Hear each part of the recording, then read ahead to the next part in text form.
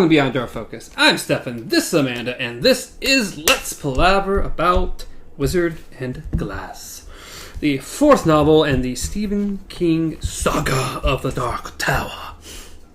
So we're in part 3? Part 3, Chapter 2, The Girl at the Window.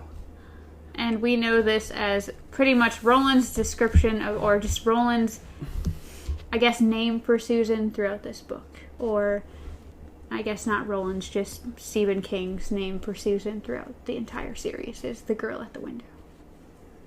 Yeah, some interesting things. Interesting, I don't know. It's one small piece of the entire chapter, but so vital it seems. Oh, as I say, because, yeah, throughout the series, he talks about the girl at the window, and then you're like, oh, this is why she's called the girl at the window. But it's so... It's tiny, it's pretty much, I would say insignificant, except for Cord, because she... Yeah. Yeah. Anyways... We get a nice introduction that means absolutely nothing. Yep, yeah, another one of these to let just kind of what's going on. Yeah, it's pretty much just saying that now we are deeper into harvest season. People are getting ready for reap. They're bringing out their pumpkins. Ta-da! We're not quite there yet. Yeah. I mean, I was in a dollar store the other day, and they had a whole bunch of Halloween stuff, and I'm like, we're not even in September yet. I mean, I'm fine with that. Bring out the Halloween. It's just a little early. No. A little early. If they can bring out Christmas in like June, okay, I'm done. Just a little early. No. But the second little piece here is right where we should be starting. Yeah. It's slightly more important. Blah. Rhea cared not a fig for reaping dances or carnival games, but she could no more sleep than those who did. Most nights she lay in her stinking pallet until dawn, her skull thudding with rage. On a night not long after Jonas's conversation with Chancellor Reimer, she determined to drink herself to oblivion. Her mood was not improved when she found her gas barrel was almost empty. She blistered the air with her curses. Of course she did. Because nothing says evil witch woman than just, cursing out loud to yourself. I mean, come on. She couldn't get drunk. She couldn't kill herself with drinking. There we go. She was drawing in a breath for a fresh string of them when an idea struck her. A wonderful idea. A brilliant idea.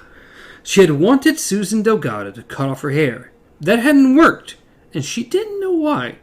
But she did know something about the girl, didn't she? Something interesting, aye. So it was. Very interesting indeed. Rhea had no desire to go to Thorn with what she knew. She had a fond and foolish likely hope that the mayor had forgotten about his wonderful glass ball. Yeah, not a chance. No. I'm glad you're obsessed with it, and no, not a chance. It's way too important. It's one of those things where it's like, if you feel this obsessive over it, he probably feels the same. He just can't do anything about it because it's collateral right now. Yeah. But the girl's aunt now. Suppose Cordelia Delgado were to discover that not only was her niece's virginity lost, the girl was well on her way to becoming a practiced trollop. Rhea didn't think Cordelia would go to the mayor either. The girl was a prig, but not a fool. Yet it would set the cat among the pigeons just the same, wouldn't it? And then she was in a good mood and was able to sleep. Yeah, pretty much. She welcomed Musty back with open arms. Yeah. The cat she's been abusing this entire time because it sat in her lap when I don't know if it's here. No, it's down at the bottom. Good old Ermont apparently still alive too. Yep, Ermont's still there and apparently still able to keep her as happy as ever. Yeah. We're just gonna keep it at that. Yeah. You gross. You nasty. Okay. I'm surprised the snake's alive. Well, she wasn't feeding the cat. I figured nothing else the cat would eat it. Yeah. But, I don't know. Snakes can hide pretty well. Still. But, plus the snake probably had a way outside compared to the cat. Very possible. Very possible.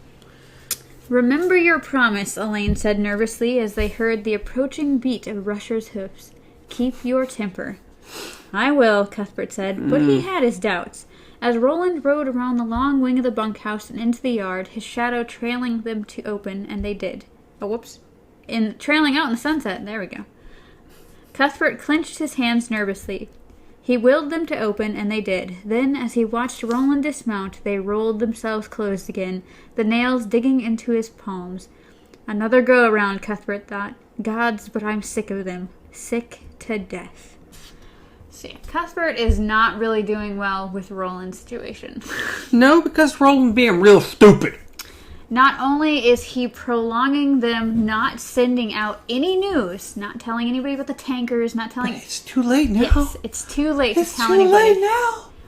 Not only that, but it's a mixture of you're the first person to have a girlfriend and she's the most beautiful thing in the world. You're making a stand here and do nothing. He'd be and real you're not stupid. telling anybody. He'd be real stupid. Yes. Everything that conspires through the rest of this book is his fault, in my opinion. Yes. He did this. Ah, Roland. Not as wise as you are now in your older age.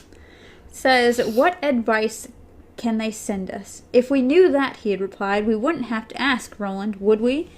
We can only wait and stop them when they make their move. It's comfort you're looking for, Cuthbert, not advice. You mean wait while you scurry in as many ways and as many places as you can imagine, Cuthbert thought.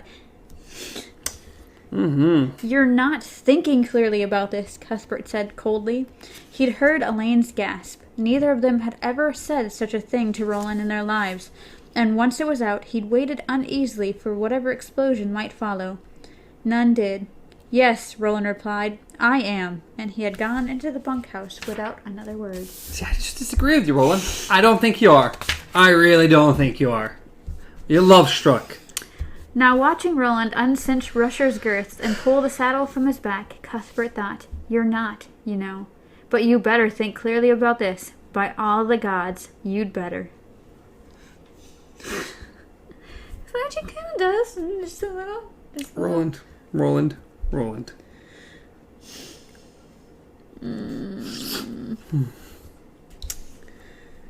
Of course, Cuthbert's like, busy afternoon. He felt Elaine kick his ankle and ignored it. I've been with Susan, Roland said. No defense, no deemer, no excuse. He's like, Cuthbert's just like, I want to kill you. I'm going to kill you. We were on the docks, Cuthbert said, his tone a thin imitation of his usual brightness, counting boots and marine tools and what are called clam drags. What an amusing time of it we've had. Hey, Al, did you need me to help you do that? Roland asked. Roland, I'm just going to smack you myself personally.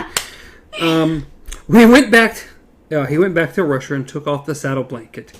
Is that why you sound angry? If I sound angry, it's because most of the fishermen are laughing at us behind our backs. We keep coming back and coming back, Roland. They think we're fools. Roland nodded. All to the good, he said. Perhaps, Elaine said quietly, but Reimer doesn't think we're fools. It's in the way he looks at us when we pass, nor does Jonas. And if they don't think we're fools, Roland, what do they think? Roland stood on the second step, the saddle blanket hanging forgotten over his arm. For once they actually seemed to have his attention. Cuthbert thought, glory be and will, wonders never cease. They think we're avoiding the drop, because we already know what's there, Roland said. And if they don't think it, they soon will. Which we already know this. They do. From the previous conversation, the last chapter. That's exactly what they're starting to think. Reimer wants to convince Jonas that these kids are more trig. They know about the drop, and Jonas is like, they're not that smart. You're not that smart. Jonas. But apparently Roland is not at the moment.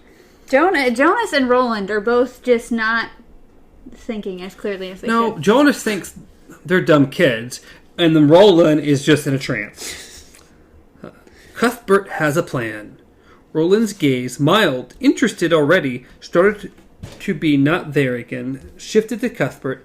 Cuthbert the Joker. Cuthbert the Prentice, who had no way earned his guns he carried east to the outer crescent. Cuthbert the Virgin, an eternal second. Gods, I don't want to hate him, but I don't, but now it's so easy. We too should go to the Sheriff Avery's tomorrow, Cuthbert said. We will present it as a courtesy visit. We have already established ourselves as 3 courteous, if slightly stupid, young fellows, have we not? To a fault, Roland agreed, smiling. We'll say that we finally finished with the seacoast side of Hambury, and we hope to be every bit as meticulous on the farm and cowboy side, but we certainly don't want to cause trouble and be in anyone's way. It is, after all, the busiest time of the year, for ranchers as well as farmers, and even citified fools such as ourselves will be aware of that. So we'll give the good sheriff a list. Oh my goodness. Even in this moment, I feel Cuthbert. Roland's eyes lit up. He tossed the blanket over the porch rail, grabbed Cuthbert around the shoulders, and gave him a rough hug. Cuthbert could smell a lilac scent around Roland's collar and felt an insane but powerful urge to clamp his hands around Roland's throat and try to strangle him. Instead, he gave him a perfunctory clamp on the back in return. Roland drew away, grinning widely. A list of the ranches we'll be visiting, he said. Aye, and with forewarning they can move any stock they'd like us not to see on the next ranch, or the last one. The same for tack, feed, equipment. It's masterful, Cuthbert. You're a genius. Far from that, Cuthbert said. I've just spared a little time to think about a problem that concerns us all. That concerns the entire affiliation, mayhap. We need to think. Wouldn't you say? Elaine winced, but Roland didn't seem to notice. Of course. And it's just... Roland.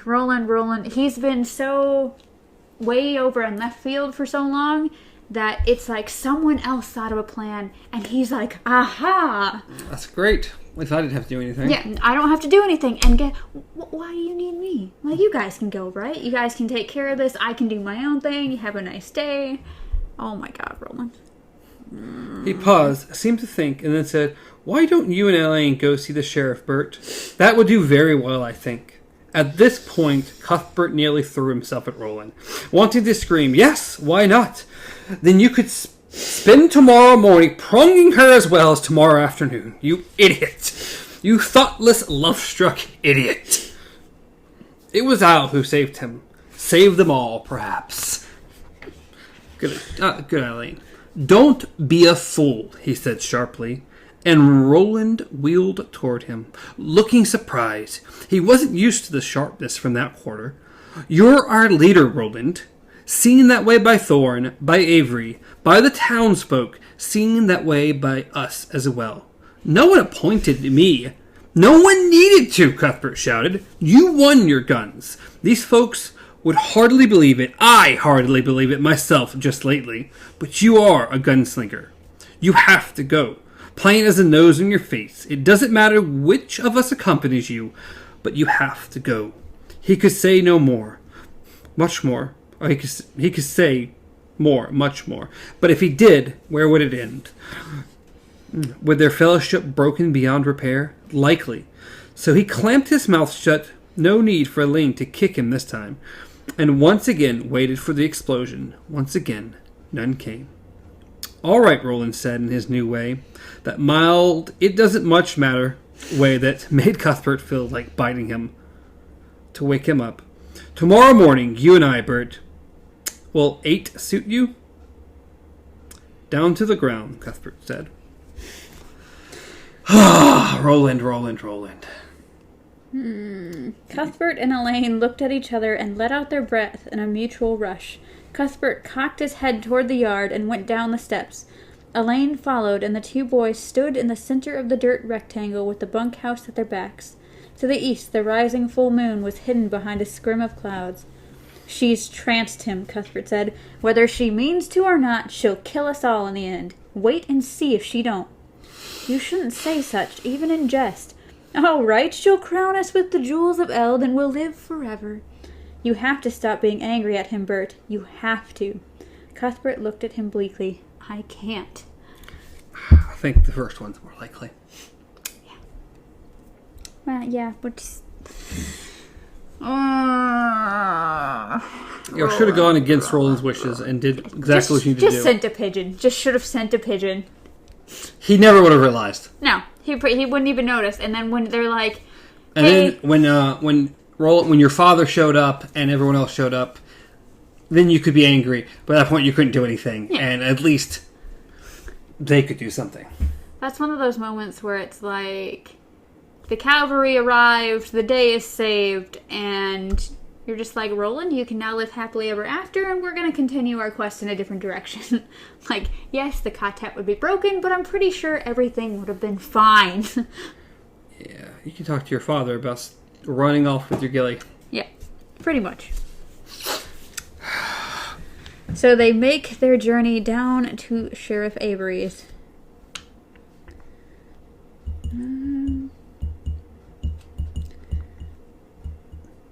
It says, now the two of them rode silently toward town, both lost in their own thoughts. Their way took them past the Delgado house. Roland looked up and saw Susan sitting in her window, a bright vision in the gray light of that fall morning. His heart leapt up, and although he didn't know it then, it was how he would remember her most clearly forever after. Lovely Susan, the girl at the window. So do we pass the ghosts that haunt us later in our lives? I don't think I need to read that whole thing. No, that was the most important part. Yeah. It's the name of the chapter. It's the description, the way he would remember her for the rest of his life. Roland raised a hand to her. It went towards his mouth at first, wanting to send her a kiss, but that would be madness. He lifted the hand before it could touch his lips and ticked a finger off his forehead instead, offering a saucy little salute. Susan smiled and returned it in kind. None saw Cordelia, who had gone out in the drizzle to check on the last of her squash and sharp-root. That lady stood where she was in a sombrero yanked down on her head almost to the eye-line, half hidden by the stuffy guy guarding the pumpkin patch. She watched Roland and Cuthbert pass. Cuthbert she barely saw. Her interest was in the other one. From the boy on horseback she looked up to Susan, sitting there in her window, humming as blithely as a bird in a gilded cage. A sharp splinter of suspicion whispered its way into Cordelia's heart. Susan's change of temperament from alternating bouts of sorrow and fearful anger to a kind of dazed but mainly cheerful acceptance had been so sudden. Mayhap it wasn't acceptance at all. You're mad, she whispered to herself, but her hand remained tight on the haft of the machete she held. She dropped to her knees in the muddy garden and abruptly began chopping sharp-root vines, tossing the roots themselves toward the side of the house with quick, accurate throws. There's nothing between 'em. I'd know. Children of such an age have no more discretion than drunks and the rest. But the way they had smiled at each other. Perfectly normal, she whispered, chopping and throwing. She cut a sharp-root nearly in half, ruining it, not noticing. The whispering was a habit she'd picked up only recently, as Reap Day neared and the stresses of coping with her brother's troublesome daughter mounted. Folks smile at each other, that's all. Same for the salute and Susan's returning wave. Below the handsome cavalier, acknowledging the pretty maid. Above, the maid herself, pleased to be acknowledged by such as he. It was youth calling to youth. That was all. And yet, the look in his eyes and the look in hers. Nonsense, of course, but you saw something else. Yes, perhaps. For a moment it had seemed to her that the young man was going to blow Susan a kiss. Then had remembered himself at the last moment and turned it into a salute instead. Even if you did see such a thing, it means nothing. Young cavaliers are saucy, especially when out from beneath the gaze of their fathers. And these three already have a history, as ye well know. All true enough, but none of it removed that chilly splinter from her heart. You know, Cordelia, you read way, way, way too much from a very brief passing glance. Yes, it's all true. Everything you said is true. It's a little much. I don't know, part of me, and maybe I'm just remembering something later on, but part of me thinks that Rhea is involved in this. I don't think in this particularly at the moment. I don't know. Because I could have swore at some, like, I don't know. As I said, I feel like it's not really the same thing. It's kind of the same thing as Roland and Susan and Steph, of course, being able to hear and feel that she's around. I think that Rhea has something to do with it, like whispering these little tiny bits of information. Because the only reason why I said that, it says the whispering was a habit she'd picked up on recently. Not picked up on recently. I don't know. I thought good old Rhea makes it well known, is she? Later, how this works out. But I could be wrong. I don't know. As I said, it's either something I picked up later or just something that would make sense. But there's no telling. Yeah. We'll find out soon enough. I guarantee it. So now we have arrived at the sheriff's office. Yep, good old Jonas entered Roland's knock and let the two boys into the sheriff's office. He was wearing a deputy star on his shirt. He looked at them with expressionless eyes. "Boys," he said, "come in out of the wet." He stepped back to allow them entrance. His limp was more pronounced than Roland had ever seen it. The wet weather was playing it up, he supposed. We've all been there. You got a limp too? Just a hard limp. I hate you, Jonas, but I know how you feel. We can relate. It's like there's a storm at work, and it's like suddenly, oh, I'm an old lady. I can't do this. There's a storm coming, Mr. Wayne. Oh, jeez. Nope.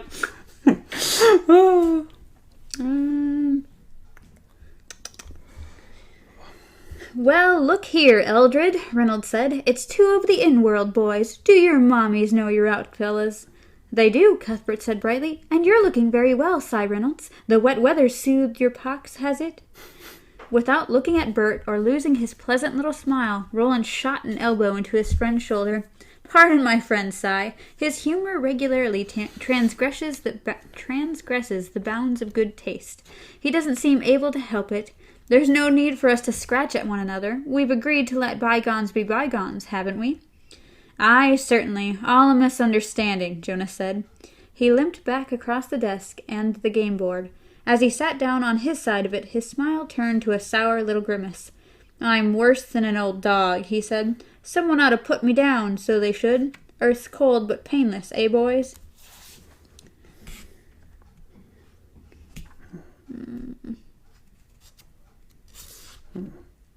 Done at last. The work wasn't so slow as we were, but coming here in disgrace was enough for us. We have no intention of leaving that way. Slow and steady wins the race, they say. So they do, Jonas agreed. Whoever they are. So they do, Jonas agreed. Whoever they are. I want to say it again because it's funnier that way. Blah, blah, blah. I was just noticing how far away my picture was from yours. Yours was like right at the front of the chapter. And mine's like, woo! Yes, it was. Cy Dearborn was just saying that their net counted days are at its end, Jonas said. He combed back his long hair and tips of his fingers behind him. Clay Reynolds had assumed his slouch against the notice board, looking at Roland and Cuthbert with open dislike. Aye, well, that's fine. What's next, youngsters? And is there any way we can help ye? For that's what we like to do best. Lend a hand where a hand's needed, so it is. Actually, you could help us, Roland said. He reached into his belt and pulled out a list. We have to move on to the drop, but we don't want to inconvenience anyone. Grinning hugely, Deputy Dave slid his squire all the way down his own hillock. All right. That sounds really disturbing. They're playing castles, okay? Yes. We skipped that part, but yes, Jonas and Deputy Dave are playing castles.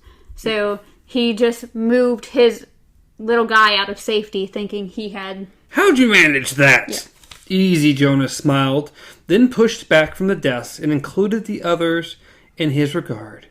You want to remember, Dave, that I play to win. I can't help it. It's just in my nature. He turned his full attention to Roland. His smile broadened, like the scorpion said to the maiden as she lay dying. You knowed, which is a weird way to say that. You knowed I was poison when you picked me up. Yeah, that's not hinting at anything while you're staring at Roland. Not even a little bit. I mean, maybe you knew I was poison. You knowed. You knowed. Well, that's not even a word. They speak. They speak weird. You knowed. They speak it weird English. Okay. She didn't see her aunt standing in the chimney corner and watching her. So we are now with Susan again, back in the good old kitchen. Oh, yeah. And when Cordelia spoke, Susan was startled badly. It wasn't just the unexpectedness of the voice, it was the coldness of it. Do ye know him? The juice jug slipped in her fingers, and Susan put a steadying hand beneath it. Orange juice was too precious to waste. She turned and saw her aunt by the woodbox. Cordelia had hung up her sombrero on a hook in the entryway, but still wore her serape and muddy boots. Her cuchillo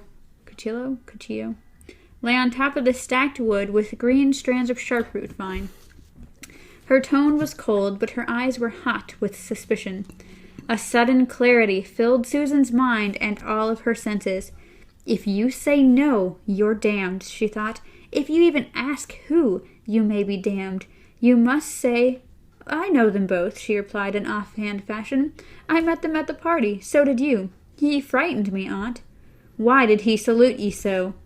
How can I know? Perhaps he just felt like it. Her aunt bolted forward, slipped in her muddy boots, regained her balance, and seized Susan by the arms. Now her eyes were blazing. Bean't insolent with me, girl. Bean't haughty with me, Miss Oh-so-young and pretty, or I'll... Susan pulled backward so hard that Cordelia staggered and might have fallen again if the table had not been handy to grab. Behind her, muddy foot tracks stood out on the clean kitchen floor like accusations. Call me that again, and I'll slap thee, Susan cried. So I will. Oh my God, I hate Cordelia so much.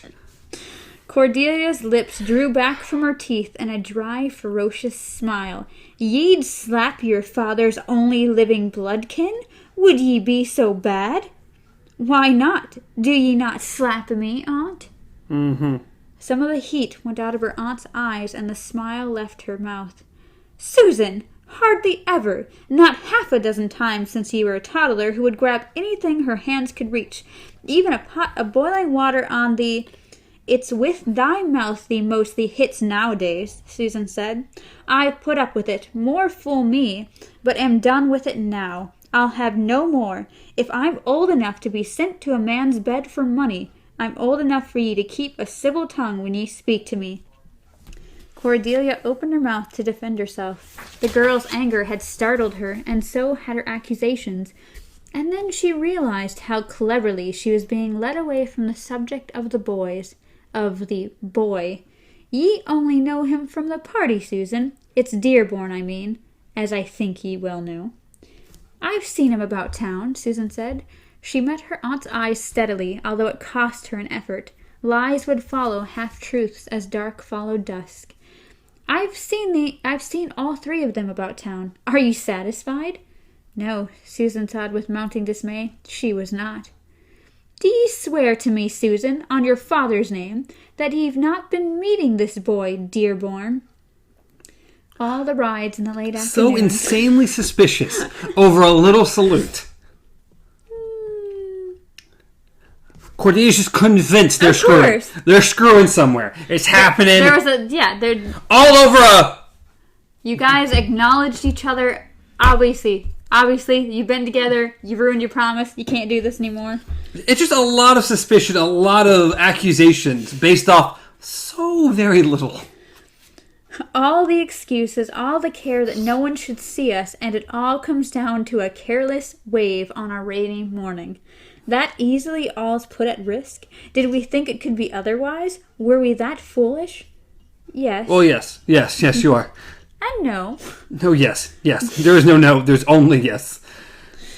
I will swear to nothing, she said. Ye've no right to ask it of me. Swear, Cordelia cried shrilly. She groped out for the table again and grasped it as if for balance. You practically said yes. You're told it immediately. Swear it! Swear it! Not swearing. You've basically said yes. This is no game of jacks or tag or Johnny jump my pony. Thee's not a child any longer. Swear to me. Swear that they're still pure. Johnny is jumping some pony.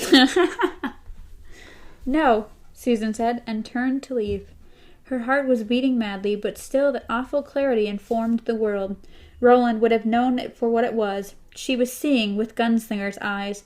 There was a glass window in the kitchen, looking out toward the drop, and in it she could see the ghostly reflection of Aunt Cord coming toward her. One arm raised, the hand at the end of it knotted into a fist. Without turning, Susan put up her own hand in a halting gesture. Stop! Raised... In the name of love. No, this is not in the name of love. I mean, it pretty much is. Raise that knot to me, she said. Raise it not, ye fool. You fool? That's what she said? I think it was a little different, but... just a little. She saw the reflection's ghost eyes widen in shock and dismay. She saw the ghost fist relax, become a hand again, fall to the ghost woman's side. Susan, Cordelia said in a small, hurt voice, how can ye call me so? What so coarsened your tongue and your regard for me? Susan went out without replying. You're an evil, evil little woman. You're such an evil woman. You're a mean one, Mr. Grinch. Essentially. Oh, God. She's terrible. She's just terrible. She really is. Just like, my money is in jeopardy if you start fooling around with anybody. At this point, she's practically a pimp. Because, I mean, when it comes down to it, if there was no deal, if this was just an aunt with a daughter, she would not be this crazy unless she was training her daughter to be a nun or something. I hate Cordelia so much. Back to the sheriff's office. We go. There, Sheriff Avery said, when Size, Dearborn, and Heath was gone. It's as ye said. Just slow is all they are. Just creeping carefully. He held his meticulously printed list up, studying it a moment, then crackled happily. And look at this. What a beauty. Har. Pirate. We can move anything we don't want them to see days in advance, so we can. They're fools, Reynolds said, but he pined for another chance at them just the same. If Dearborn really thought bygones were bygones over that little business at the Traveler's Rest, he was way past foolishness and dwelling in the land of idiocy. Deputy Dave said nothing. Except for good old Jonas. Not particularly thrilled. No, he doesn't. He's not in a good mood. Nothing about this seems right. He's irritated and goes outside and is followed by... Which one of them? Who is he followed by? Reynolds. Reynolds tries to follow him out. Get away, Jonas said without turning. Clay hesitated a moment, then went back inside and closed the door. What the hell was wrong with you? Jonas asked himself. He should have been as pleased as the two young pups in their list, as pleased as Avery was, as pleased as Reimer would be when he heard about the morning's visit. After all, he had told Reimer 3 days ago that the boys would soon be over on the drop, counting their little hearts out. Yes, so why did he feel so unsettled, so jittery? Because they still hadn't been any contact from Farson's men? Latigo? Because Reynolds came back empty from Hanging Rock on one day and the Pape came back empty the next? Surely not. Latigo could come along with a goodly troop of men, but it would still be too soon for them. And Jonas knew it. Reaping was still almost 9 months away. Almost a month. Wow. Where did 9 come from? Only a month, guys. Only 8 months. Almost a month away. After I said 9, that seems really long. Susan is thrilled. No. Oh, she's real thrilled now. So it's just the bad weather working on your leg, stirring up that old wound and making you ugly. No. The pain was bad, but it had been worse before. The trouble was in his head. Jonas leaned against a post behind the overhang, listening to the rain plinking on the tiles, and thought how sometimes in the game of castles, a clever player would peek around his hillock just for a moment, then duck back. That was what this felt like. It was so right it smelled wrong. Crazy idea, but somehow not crazy at all. Are you trying to play castles with me, Sprat? Jonas murmured. If so, you'll soon wish you'd stayed home with your mommy. So ye will. Everything goes exactly like Jonas said it was going to go, and it's like, I don't like it.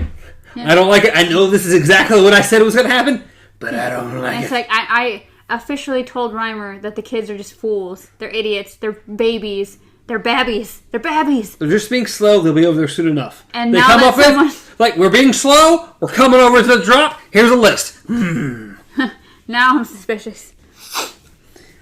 Too suspicious. Cuthbert's good humor was almost entirely restored. Did you see them? He asked with a laugh. Did you see them, Roland? Will, I mean. They bought it, didn't they? Swallowed that honey whole, they did. Yes. What do we do next? What's our next move? Roland looked at him blankly for a moment, as if startled out of a doze. The next move is theirs. We count, and we wait. Cuthbert's good cheer collapsed in a puff, and he once more found himself having to restrain a flood of recrimination, all whirling around two basic ideas. That Roland was shirking his duty so he could continue to wallow in the undeniable charms of a certain young lady, and, more important, that Roland had lost his wits when all of Midworld needed him the most. Except what duty was Roland shirking, and what made him so sure Roland was wrong? Logic? Intuition? Or just crappy old catbox jealousy? Cuthbert found himself thinking of the effortless way Jonas had ripped up Deputy Dave's army when Deputy Dave had moved too soon. But life was not like castles, was it? He didn't know, but he thought he had at least one valid intuition. Roland was heading for disaster, and so they all were. Wake up, Cuthbert thought. Please, Roland, wake up before it's too late. At this point, unfortunately, it's already too late. You guys, pigeons, should have sent pigeons, tons of pigeons, send the whole flock. We are, like 2/3 of the way through the book? Almost, just about. And even closer to the end of this story. Where is the end of this story? Not that one. Positive. Nope, I think that this is officially the end of this story. We're really, really close to it. If not, I can't find it. God, that's going to be a long chapter. Oh, part 4. Are we on part 3 or part 2? We're part 3. Okay, so then maybe just got where you... Part 4 is... It's where we go back. 615 is part 4. So we still got a good... Oh my god. Yeah, we got like 250 pages. 240 pages. And the next chapter is... Still, we're about... Yeah. God. But we're getting there. This is officially the beginning of the end. Yes. Next week will be chapter 3, Playing Castles. And we'll be going... It's from... Oh god, this is another short chapter. 370 to 387? 388. Oh no, 387, right, because this is this. Oh, what a short chapter.